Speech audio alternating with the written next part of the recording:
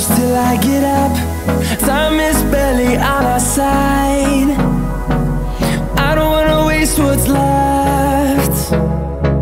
The storms we chase are leading us, and love is all we'll ever trust. Yeah, no, I don't wanna waste what's left.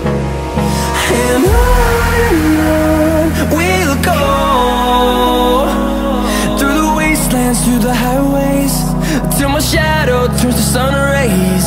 And on we'll go, through the wastelands, through the highways, and on we'll go.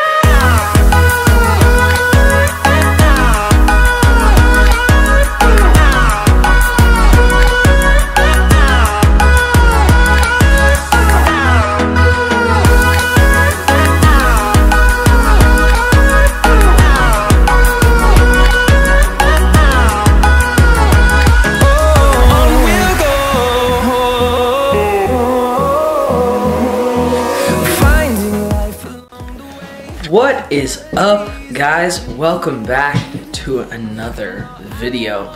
Today, as you guys can see, we're in the new shop. I'm so excited. If you saw my last video of building this shop, if you haven't, you should go watch it. If you didn't see it though, you'll know that I've been working on this for a while. And I've gotten very frustrated because it took a lot longer than I thought, but yeah, let's talk about that for a second. Okay guys, so as you can see, we're in the new shop. I'm so excited. It's turning out great. It's not 100% done yet. I don't know if you saw, I have like a cart of stuff over there that I still have to put away, and some stuff I have to hang up on the walls. But I don't know if you can tell, I just woke up. I'm so excited to just get out here and work. But almost 100% done, like 99% done. And it's just been a very long journey. I was expecting this to take a little over a week, and it ended up taking a little over 2 weeks. Yeah, can you guys hear the police? They're coming. I need to hide. Yeah, so it took a lot longer than I initially expected. I am very happy with how it came out. I'm very excited to start doing some projects in here. I have a lot more space, so let's just go over that very quickly. So this space is 16 by 16. The walls are sheathed with 4x8 sheets of plywood. So the reason I'm telling you that is that the top of those is a little less than 8 feet. So these walls are almost 8 feet, and then the ceiling pitches up. Let me just show you that. So it's like a pitched ceiling like that, and it gives me a lot of room, and these lights are just on the beam.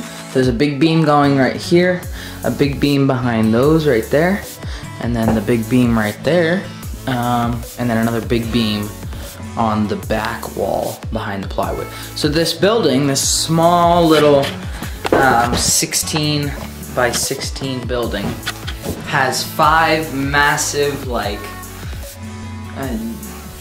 3 by 12 beams running across it. It's a little overbuilt, but then we know it won't fall over. So it's 16 by 16, almost 8 foot here. It's like 6 foot ceilings on the back wall. And then obviously that beam right in the middle I just showed you divides the two kind of sections of the room. And it's, I think, pretty much in the exact half of the room. So that really just divides that. It's kind of annoying because it's pretty low. It's about like 6 feet from the ground, and I'm like almost 6 feet tall, so yeah, but it's fine. So a couple challenges we had with this. This building was a tack barn, and before that it was an alpaca shed. Our alpacas died, so yeah. But it was an alpaca shed, so this thing was really dirty, and it was not level. The floor wasn't level. The floor before, I have 1/2-inch OSB on the floors and the ceiling, and then 1/2-inch plywood on the walls, as you can see. So basically this entire building is made out of wood. All the walls are insulated, but I don't know why I said that. That's way off topic. Anyways, the floor was very uneven. It was made of like 2x12s just laid across the floor. And they were so uneven. So now my floor is still uneven, but I can deal with that. The walls were level. How do I explain this? Like when we framed for like the window and the door, and we framed out the old door, which was actually right behind me. When we did that, those studs were easy to get level, like this way, but this way. So if this is the wall going this way, the walls all lean out. So was kind of an issue. So my door is not 100% sealed. It's a little bit kind of, doesn't stay open, and it swings closed if it just open a little bit. Yeah, it's fine though. And like I said, we put in a window. There was actually a plexiglass window right in the same spot where the window is, right here. So there was a plexiglass window that was 4 feet by 3 feet, or by 2 feet. So this is a 36 by 24 window, so 3 feet by 2 feet. So we lost a foot because we couldn't find a 4 foot by 2 foot window at Home Depot for some reason. So we lost a foot of window space, but that's fine. As you can see, not the best job on the trim. That's my bad. I gotta pull this up and see if I can fix it. But for now, it's fine. I keep on my safety gear here, but I keep going off topic. I don't know why. I'm just so excited. I want to show you guys everything. But yeah, so that's the window that we framed out, and then the door obviously was framed out. Like I said, the old door was right behind me. And it's a 38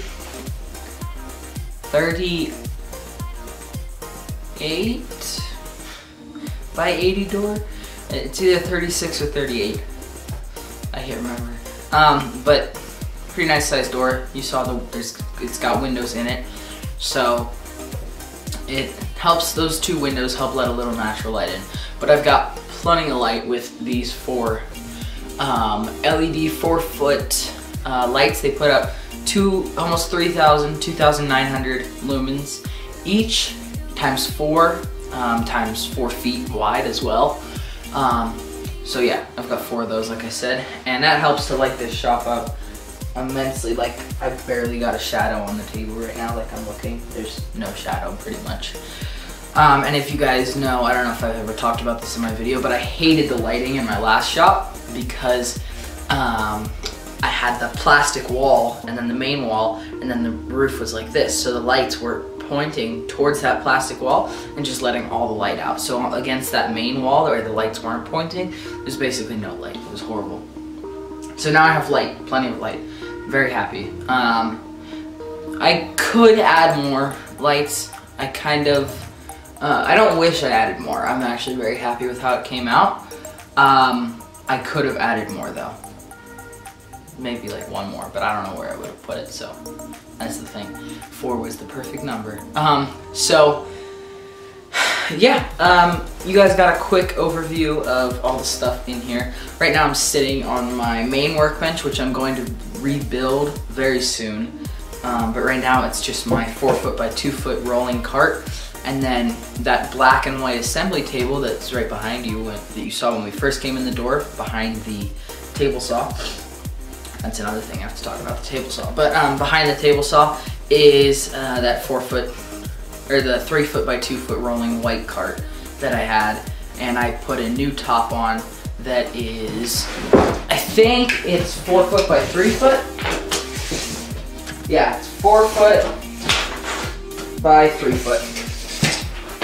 48 by 36 and a half, but same thing. So that I put a new top on that just to act as a temporary assembly table slash outfeed table. In front of that I have my table saw, not my table saw, one of my dad's small job site table saws. It is the Ryobi RTS 31. It's 15 amps, 10-inch table saw. The only reason that I cannot use it right now is because somebody decided to take the riving knife out and lose it. So, don't want to be working without a riving knife in your table saw. Very dangerous. So I'm kind of on hold with that. I ordered a new one. Should be coming soon. I ordered it yesterday, so, you know, I don't know how long it's gonna take, but hopefully not that long. But like I said, yeah, that's a temporary solution. I'm saving up to buy most likely the Ridgid R4512. It's a low-end, low price, but high quality beginner cabinet saw. It's an open stand, but it's a solid stand. It's not like a folding job site saw. It has an integrated mobile base. It's 10 inches. It's great. I can't wait to have it because it's like the perfect saw for me right now. Like I said, I have to do a little more research to make sure that is the one I want. If you guys have any comments about any other suggestions, I'm trying to keep it under like $600–700. So yeah. Let's do a tour. Let's do that. So, hey guys, how you doing? You guys were on the tripod right here. So right behind you was the table saw and that assembly table. So we're gonna start at the door though. This is the door you saw me come in. If you look outside, whoa, I'm not gonna adjust the settings, but yeah. If you look inside, come in the door. That's the Carta stuff I still have to put away. I have this tool bench right here. So the door's there, we're going this way around the room. Tool bench, belt sander slash disc sander, 16-inch scroll saw. I'm putting pegboard up here, so that's why all this stuff's kind of laying on the bench, but yeah. I need to organize this area. This is just that little shelf that I had. It might be going, I'm not sure if it's gonna stay, question mark. And then some stuff behind it. Like I said, gotta organize. My tool wall, much bigger, much better. I do want to reorganize this a little bit and add, I have 2 sheets of pegboard. I want to add one to this wall and one to that wall. But you can see I have all my tools shelf, my pencils, pens, and screwdrivers, draw shave, planes, pliers, chisels, drills, sandpaper, and this is all in that French cleat system. I want to remake that too with some 3/4 inch plywood. But yeah, nice tool table. We've got the workbench. Okay guys, so this ended up being a lot longer than I thought it was going to be. So I'm actually going to do a part 3 as well, which is going to be finishing the tour of the new shop. So make sure you guys go check that out. Yeah, so thank you for watching this video. Go check out part 3 for the rest of it. Yeah, I'm super excited about this new shop, like I said in the last video, and I'll keep saying. Yeah, make sure you guys check out the next video and all of my other videos, and subscribe and like and comment and all that fun stuff. So peace.